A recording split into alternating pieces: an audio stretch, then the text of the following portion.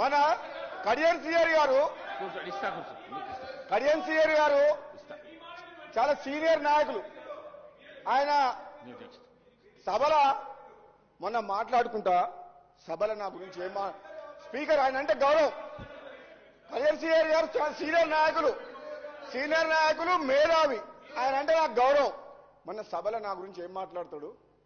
నీకు మంత్రి వచ్చేది హోంమంత్రి వచ్చేది లేదు సచ్చేది లేదా అన్నాడు. అధ్యక్ష, అంత సీనియర్ నాయకుడిని ఒక మాట్లాడుతున్నా మీ ద్వారా ఏమడుతున్నా అంటే, అదే నాకు వస్తుందా రాదా, మా ప్రభుత్వం ఉంది, అది ముఖ్యమంత్రి అధిష్టానం నిర్ణయం తీసుకుంటుంది, అది వదిలేయండి. అది కడియం సిఆర్ గారు, అది మీ చేతిలో లేదు, నా చేతుల్లో లేదు.